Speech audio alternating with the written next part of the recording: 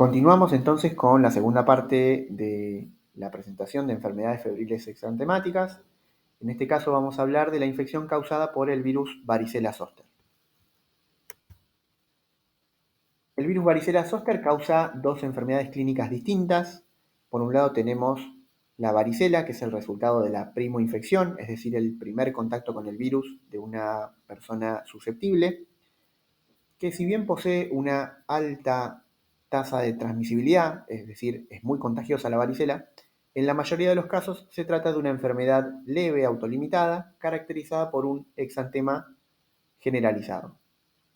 La aparición es estacional y epidémica, en nuestro país predomina en los meses hacia final del invierno y en los meses de la primavera, y tiene la capacidad, cuando afecta a la persona gestante, de provocar infección fetal, dando lugar a un cuadro clínico conocido como síndrome de varicela congénita. La otra entidad clínica que puede causar el virus varicela zoster se produce debido a que es un virus con capacidad de latencia en los ganglios de las raíces nerviosas. A partir de esta latencia, el virus puede reactivarse y generar recidivas localizadas, sobre todo en el dermatoma del nervio en el que quedaron alojados, que se conoce como herpes zóster, popularmente llamado culebrilla. Otra característica importante de este virus es que es inmunoprevenible y contamos con vacuna en el calendario nacional de vacunación. Con respecto a las características estructurales principales, vamos a decir que el virus varicela zoster es un herpes virus humano y dentro de ese grupo pertenece a la familia Alpha herpes viridae. Es un virus envuelto con una cápside de forma delta icosaédrica que contiene un genoma de ADN bicatenario. Como dijimos, tiene la capacidad de establecer infecciones latentes en las neuronas y dentro de lo que es la transcripción del genoma vírico podemos reconocer tres grupos de proteínas. Por un lado, tenemos proteínas precoces inmediatas o proteínas alfa que participan en la regulación de la transcripción genética y el control de la célula. Proteínas precoces o beta que incluyen factores de transcripción y enzimas, incluida la ADN polimerasa. Y proteínas tardías o gamma que representan proteínas estructurales. En la imagen de la parte inferior derecha podemos ver, inferior izquierda, perdón, una microfotografía al microscopio electrónico donde podemos ver estas características que mencionábamos. El virus, además de la forma de transmisión vertical, tiene otras dos vías de transmisión, que son a través de las secreciones respiratorias y a través del contacto con lesiones activas.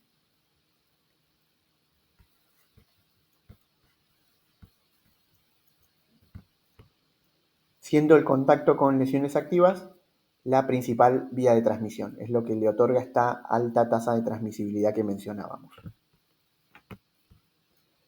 Con respecto a la epidemiología, en este gráfico que está publicado en el Boletín Epidemiológico Nacional, lo que podemos ver es la disminución de las tasas de varicela cada 100.000 habitantes, y esto se debe a la incorporación de la vacuna en el año 2015 en el calendario nacional de vacunación.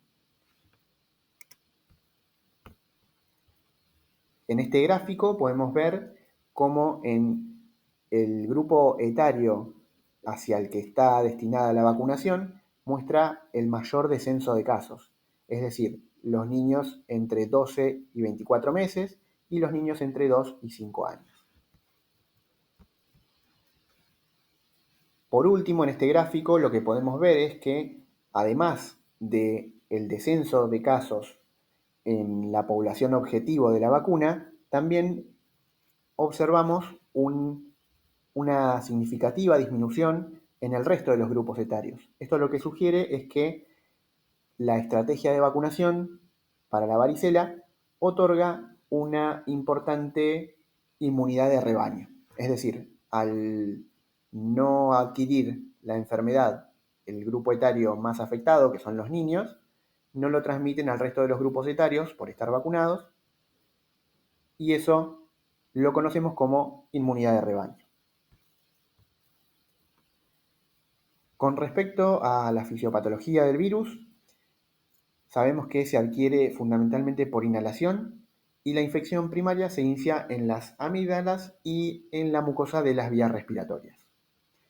El virus progresa a través del torrente circulatorio y alcanza el sistema linfático llegando hasta las células del sistema retículo endotelial, principalmente los linfocitos T.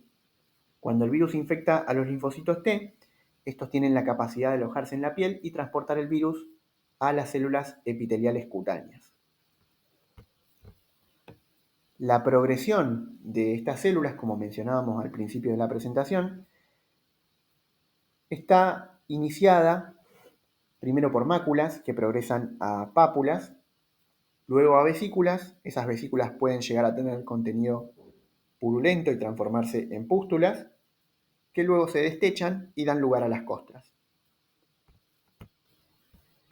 Debido a que la migración de los linfocitos no es constante, vamos a observar en esta enfermedad que el exantema se produce en brotes sucesivos, dando lugar a la aparición de lesiones en distintos estadios evolutivos, lo que le da la característica principal al exantema de la varicela. Luego de la infección primaria, el virus, como dijimos, pasa a un estado de latencia y puede quedar alojado en los ganglios de la raíz dorsal, de las raíces dorsales o en los nervios craneales. A partir de acá, ante determinadas situaciones, sobre todo inmunosupresión, puede reactivarse y dar recidivas locales conocidas como herpes zóster, que generalmente afectan al dermatoma que inerva esa raíz nerviosa donde está alojado. Con respecto a las manifestaciones clínicas, la varicela suele ser un cuadro benigno y autolimitado en niños inmunocompetentes, aunque no por esto está exento de complicaciones. Inicialmente podemos llegar a encontrar pródromos como fiebre, malestar general, anorexia o prurito, es decir, síntomas bastante inespecíficos. Luego aparece el exantema, que como dijimos es máculo, pápulo, vesículo costroso. Es más prevalente en la cabeza y en el tronco que en las extremidades, como podemos ver en las imágenes de la parte superior derecha, y tiene la característica de ser muy pruriginoso.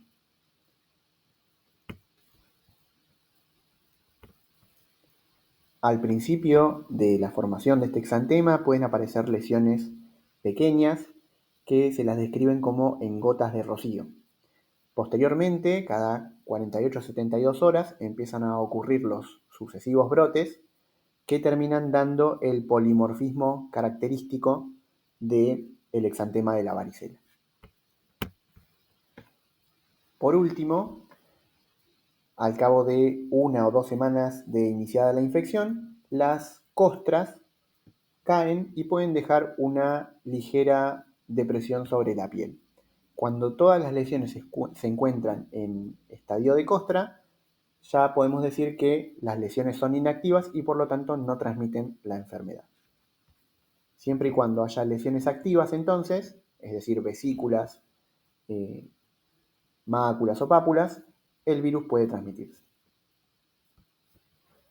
Al igual que en la rubiola, la edad es un factor determinante a la hora de la presentación clínica de la varicela. Y en este caso también otro factor importante es el estado inmunológico previo. Con respecto a la edad, lo que podemos ver es que en adultos, alrededor de un 20 a 30% de los pacientes pueden presentar una neumonía intersticial que puede ser grave. Con respecto a los pacientes inmunodeprimidos, la varicela suele tener un patrón progresivo de afectación multiorgánica, entre los cuales los sistemas más afectados son el respiratorio, el sistema nervioso central y también el hígado.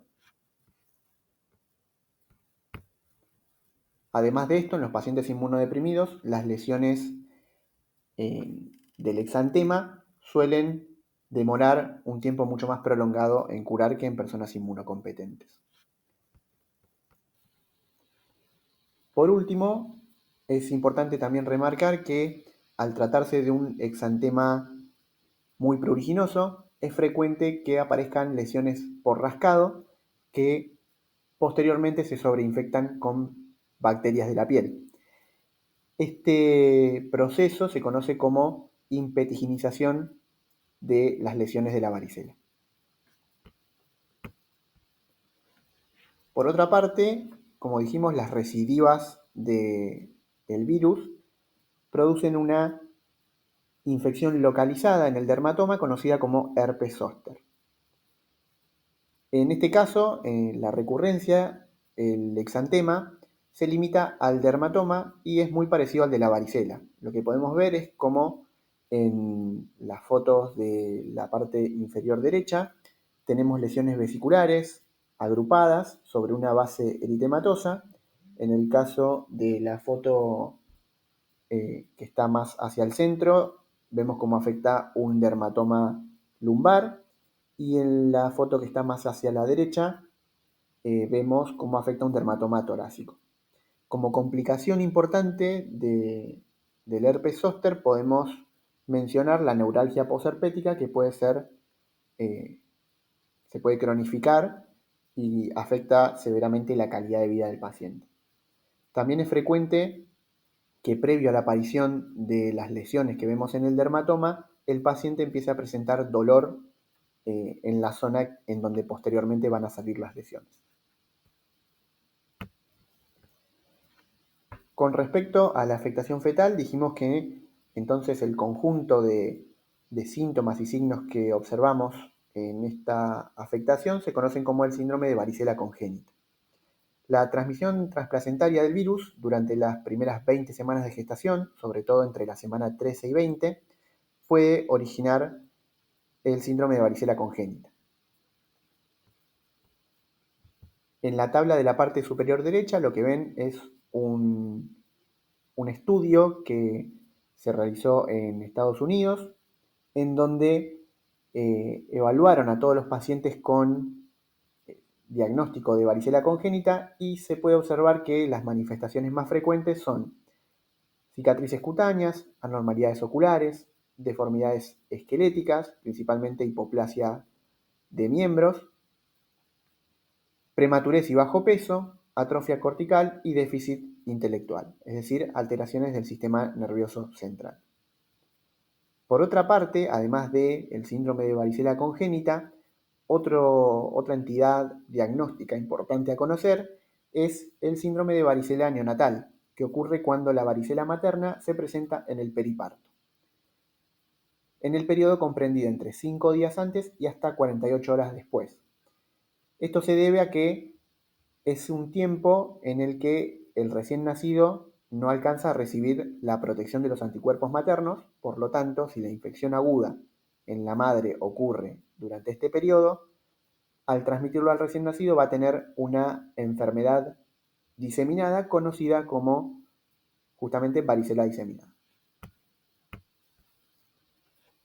Con respecto al diagnóstico, el primer concepto principal que tenemos que conocer es que el diagnóstico de la varicela y del herpes zóster en general se realiza de manera clínica, es decir, a través de la entrevista clínica y de la exploración física. Esto se debe, como vimos recién, a que las manifestaciones clínicas del exantema son muy características. Pero bueno, existen situaciones en las que por ahí el diagnóstico no queda claro o hay afectación órgano-específica, sobre todo en pacientes inmunodeprimidos, entonces se pueden requerir algunos métodos de diagnóstico auxiliares. Con respecto a los métodos directos, el aislamiento del virus no se realiza de modo rutinario porque es un virus muy lábil para transportarlo y es muy deficiente la replicación in vitro. Entonces, aislarlo no es una posibilidad viable. En este caso, los métodos directos que nos van a ayudar en el diagnóstico son la PCR, que es especialmente útil en los casos de enfermedad neuronal y sistémica. Es decir, podemos realizarla en muestras de líquido cefalorraquídeo cuando sospechamos afectación del sistema nervioso central. Otra herramienta diagnóstica importante es el citodiagnóstico de Zank, que se puede realizar en muestras obtenidas por raspado de la base de la lesión para demostrar la presencia de células gigantes multinucleadas, que es el efecto que producen los virus herpes. La desventaja que tiene este método diagnóstico es que no diferencia la afectación por otros virus herpes. Es decir, si yo tengo un citodiagnóstico de Zank positivo, no voy a saber si se trata de una afectación por el virus varicela zoster o por algún otro tipo de herpes virus, ya que la afectación al microscopio se ve de manera muy similar. Por último, respecto a los métodos indirectos, podemos hacer análisis serológicos para detectar anticuerpos específicos de tipo IgG e IgM y generalmente se utilizan para investigar la inmunidad de una población frente al virus. En caso de que estemos sospechando una infección aguda, podemos solicitar IgM específica o par serológico. En este sentido, además de los métodos serológicos, también es importante apoyarse en la entrevista clínica, debido a que al ser una enfermedad con un exantema tan característico, los pacientes suelen recordarla y ya el haber tenido el antecedente recordado por el paciente nos puede hacer considerarlo como inmunizado, más allá de que después pidamos la serología. Con respecto a las medidas de prevención, como dijimos, es una enfermedad prevenible a través de la vacunación. La vacuna se encuentra en el calendario nacional de vacunación. Es una vacuna elaborada con virus vivos atenuados. La primera dosis se incorporó al calendario en el año 2015, a los 15 meses de vida, y desde el año 2022 se incorporó una segunda dosis al ingreso escolar, es decir, a los 5 años. Además del esquema de vacunación del calendario, la vacuna está contemplada para los siguientes grupos de riesgo presentando orden médica: personal de salud, personas con ciertas condiciones de inmunosupresión o convivientes de personas con inmunosupresión o prematuros de menos de 1.500 gramos que no hayan sido vacunadas oportunamente, no hayan padecido esta enfermedad y tengan serología negativa contra la varicela. ¿Sí? Esto aplica a los 3 grupos. Recordemos, al igual que lo hicimos en rubiola, que al tratarse de una vacuna a virus vivo atenuado se encuentra contraindicada durante la gestación y en caso de inmunosupresión severa. Con el tema de la inmunosupresión, eso depende en realidad de qué tipo de inmunosupresión y ya es competencia del especialista decidir cuál es el momento adecuado para aplicar la vacuna. Pero el concepto que tienen que recordar es que en la gestación está contraindicada. Por último, recordemos que además las personas que no tienen evidencia de inmunidad y que presentan contraindicaciones para recibir la vacuna o que tuvieron exposición y alto riesgo de desarrollar enfermedad grave y complicaciones, deben recibir profilaxis secundaria con gamma globulina específica. Esta gamma globulina ha demostrado ser efectiva cuando es aplicada lo más tempranamente posible dentro de los 10 días post-exposición. Por último, vamos a hablar de otro agente viral que puede provocar afectación fetal, que es el parvovirus B19. El parvovirus B19 pertenece a la familia Parvoviridae, es un virus desnudo, es decir, no tiene envoltura, y tiene un genoma de ADN monocatenario contenido en una cápside icosaédrica. Dentro de lo que son los virus ADN, el parvovirus B19 es el más pequeño y esto condiciona que requiera de células en constante replicación para poder desarrollarse, ¿sí? Es decir, es un virus que al tener un genoma tan pequeño no puede fabricar sus propias polimerasas, entonces tiene predilección por células que están en replicación constante. El genoma codifica para 3 proteínas estructurales y 2 principales que son no estructurales. El virus, como dijimos, tiene predilección por las células precursoras eritroides, que son células que están en constante replicación, y como vemos en el esquema de la parte inferior, utiliza las polimerasas de la célula que invade y genera lisis por degeneración de las membranas nucleares y plasmáticas, es decir, destruye las células. En la parte inferior izquierda lo que vemos es una microfotografía al microscopio electrónico. Y por último, tenemos que saber que es un virus que se transmite principalmente por vía respiratoria. Con respecto a la fisiopatología, como mencionamos recién, es un virus que infecta células precursoras eritroides de la médula ósea con actividad mitótica y provoca una infección lítica. Inicialmente provoca una gran viremia y puede atravesar la placenta. Es así como podemos ver que la enfermedad puede cursar de manera bifásica. Tenemos una fase inicial que está relacionada con la viremia, que puede dar síntomas similares a la gripe y que están relacionados con la diseminación del virus. Y tenemos una fase tardía que está relacionada con la respuesta inmunitaria, es decir, con la formación de complejos inmunitarios, de anticuerpos y viriones circulantes. El desarrollo de inmunidad es el factor más importante para la curación de la infección. Y como dijimos, esta viremia puede atravesar la placenta y afectar al feto de manera significativa. Con respecto a las manifestaciones clínicas, la enfermedad cursa con un periodo prodrómico que generalmente pasa inadvertido y dura de 7 a 10 días, durante el cual el paciente puede transmitir la enfermedad. Este periodo va seguido por un exantema característico que afecta a las mejillas y que dan un signo conocido como el que ven en la foto de la parte inferior derecha, llamado signo de la bofetada. Este exantema suele extenderse en una fase posterior, especialmente a zonas de piel descubierta como brazos y piernas, y persiste durante 1 a 2 semanas.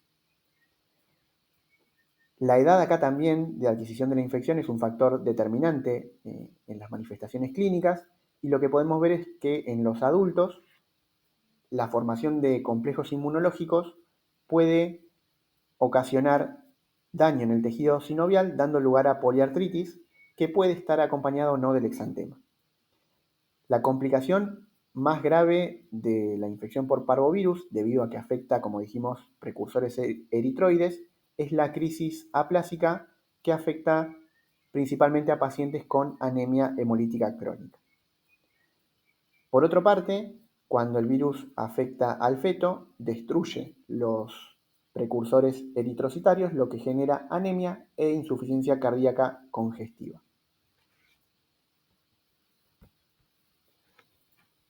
Para realizar el diagnóstico del eritema infeccioso, solemos basarnos en la presentación clínica. Pero al igual que en varicela, en algunos casos podemos llegar a requerir de métodos diagnósticos adicionales. Con respecto a los métodos directos, no tenemos ningún método adecuado para el aislamiento del virus a partir de muestras clínicas, y la identificación se va a basar entonces en la detección del ADN por PCR cuantitativa. En general, el diagnóstico de infección aguda o crónica se puede establecer mediante PCR cuantitativa en tiempo real, en combinación con los métodos indirectos, es decir, con las técnicas serológicas para la demostración de IgG o IgM específicas para el parvovirus B19. En el caso del estudio de la infección fetal o congénita, se debe realizar junto con las determinaciones serológicas del suero materno, y podemos confirmar la infección fetal mediante muestras de líquido amniótico, sangre fetal o tejidos en caso de biopsias, de autopsias en realidad, de tejidos post-mortem. Por último, acá pueden consultar bibliografía para ampliar el tema, que lo vamos a continuar desarrollando en los talleres. Muchas gracias.